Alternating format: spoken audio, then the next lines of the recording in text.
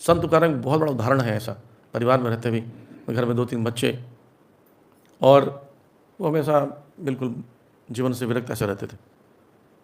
तो पत्नी बड़ी उनकी डांटती थी उनको, कुछ करते नहीं हो, कुछ करते नहीं हो। तो एक दिन उनके बच्चे को बीमार हो जाता है, फीवर हो जाता है। तो बोलते हैं कि देखो बच्चा बीमार हो गया है। तो बोलते हैं सब हरी हरी करेंगे, सब सही कर देंगे, पांडुरंगा हरी सब कर देंगे, सही, चिंता मत करो। बोलते पांडुरंग तुम्हारा डॉक्टर है? बोलते वो सबसे बड़े डॉक्टर है और डॉक्टर को जन्म देने वाले हैं। तुमको बहुत क्रोध आता है पत्नी को। वो क्या करती है, एक जूता उठाती है और अपने बेटे को पकड़ती है, उठाती है और घसीट के ले जाके चलती है बुखार वाले बेटे को, और भगवान जो विट्ठल जी हैं पांडुरंग, उनके ऑल्टर में धकेल देते, जा। अब जूता दिखा के बोलती है कि ठीक होकर नहीं आना तो जूता से मारूंगी। किसको बोलती है? विट्ठल जी को। थोड़ी देर बाद वो बच्चा ठीक होकर अंदर से बाहर वापस आता है और जोर से चिल्लाता है, माता माता मैं ठीक हो गया। बोलती आज डर गए ना, फिर विश्वास नहीं होता उसको, लेकिन वो जो है हमारे महान भक्तों को भगवान पर पूरी तरह विश्वास होता है। तो फिर एक समय के बाद बोलती है देखो किसी ने कहा कि देखो तुम अपने पति पर चिल्लाती हो, तुम्हारा पति तो अच्छा भगवान का भक्त है, चिल्लाओ मत, प्रेम से बात करोगी तो सब बात मानेंगे। तो एक दिन खाना वाना बना के ले आती है, वो कहीं बैठकर भजन करते रहते हैं, पांडुरंग हरि गाते रहते हैं। तो तुकाराम जी के पास जाती हैं और बोलती हैं कि लो खाना खाओ, खाना से खिलाती है।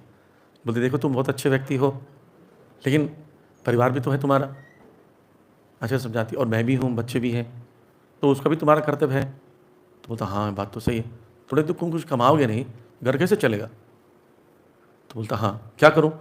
बोले जमींदार के पास जाओ और उनसे बोलो तुम्हें कुछ काम देंगे। बोले हाँ क्या काम करूँगा? बोले खेत रखवाली करने का भी तो काम होता है, उससे तुम्हें कुछ धन मिल जाएगा, वो हम परिवार चलाएंगे। हाँ ये कर सकता हूँ। तो वो समझ गए और जाते हैं जमींदार से कहते हैं, तो बोलते हैं काम हम नहीं है। तो बोलते मैं चिड़िया उड़ाऊँगा, वहाँ पर चिड़िया आती आई उड़ा दूंगा, जो चिड़िया खेत खा जाती हैं। बोले ठीक है, देखता हूँ ठीक से काम किया तो कुछ मिलेगा, नहीं तो नहीं मिलेगा।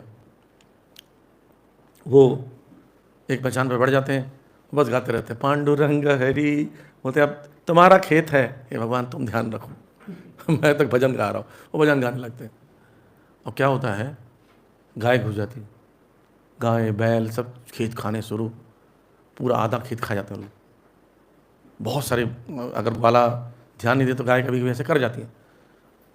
उसकी नींद खुलती जब वो भजन से दिखता रही तो सब नुकसान हो गया, तब तक उसका मालिक आ जाता, चिल्लाता क्या किया तुमने? बोलते पांडुरंग ने भेजा था गायों को, तो गाय तो पांडुरंग को पसंद है तो गाय खा ली, तो इसमें तो अच्छा ही हुआ ना, तुम पागल हो गए हो। तो बोलते ठीक है मैं देखता हूँ, ये खेत जितना बचा है मेरे हिसाब से इसमें 100 बोरियाँ निकलनी थी, 100 बोरियाँ नहीं निकली तो तुम्हें गुलाम बना कर रखूँगा ज़िंदगी भर। पंचायत में बात होती है, बोले ठीक है। तो एक व्यक्ति इनके सपोर्ट में आता है, भगवान स्वयं एक ब्राह्मण बन के आते हैं। बोले लेकिन अगर 100 बोरी निकल गई तो?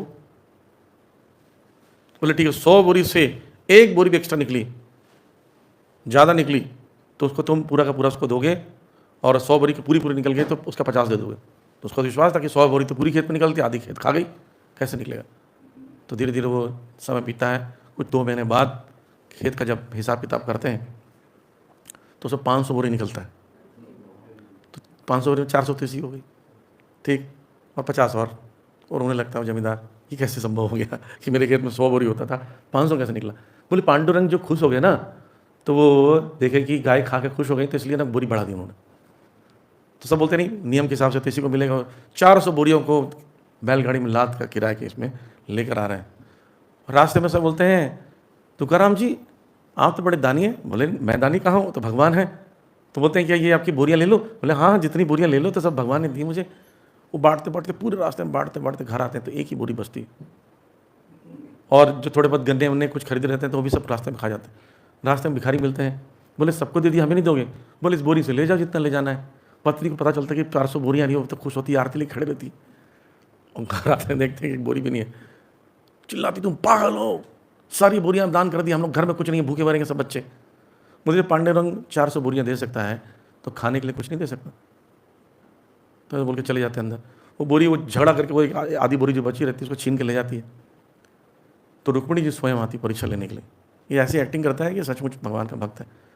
रुक्मिणी जी इनके पास आती है, बोली देखो मैं कई दिनों से भोजन नहीं ग्रहण करी हूँ, तो मुझे मिल सकता है क्या? तो सोचता है कि आधी बोरी रखी है, पत्नी बहुत मारेगी मुझे, लेकिन ये भूखी स्त्री को नहीं दूंगा तो किसको दूंगा। तो चुपके से घर से जाता है और पूरी बोरी, आधी बोरी उठा लेता है पूरा। बोलते हैं ले जाओ।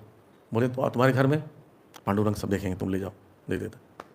तो रुक्मिणी जी फिर अपना पूरा रूप दिखाती है, बोलती मैं स्वयं तुम्हारी परीक्षा लेने आई, लेकिन तुम सचमुच पांडुरंग पर पूरी तरह आश्रित हो। तो इस सब एक्ट से अंतिम समय में एक स्थान है देहू, अब जाएंगे, पूना के पास पड़ता है। तो वो वहाँ पर गरुड़ जी स्वयं आया, अपना जब पैर रखा उस स्थान में गड्ढा बन गया, गड्ढा है उस देहू ग्राम में, और गरुड़ जी लेने आए। सब दौड़ती, इतना विशाल पक्षी कहाँ से आ गया। और संत तुकाराम देखते समझ गया कि भगवान ने भेजा है, पांडुरंग ने भेजा है। तो गरुड़ जी बोलते जल्दी बैठो। तो बोलते लेकिन मेरी पत्नी और मेरे बच्चे। बोले तुम अगर चाहोगे तो उसको ले आ सकते हो, तुम शुद्ध भक्त हो। तो सब गाँव वाले आते हैं, पत्नी से बोलते चलो। बोले तुम जाओ तो पांडुरंग के साथ ही, भैंस को कौन देखेगा, भैंस और बच्चे मैं नहीं जाती, वो नहीं जाती। संत तुकाराम ऐसे व्यक्ति थे जो गरुड़ जी पर बैठ कर आकाश मार्ग से बैकुंठ गए।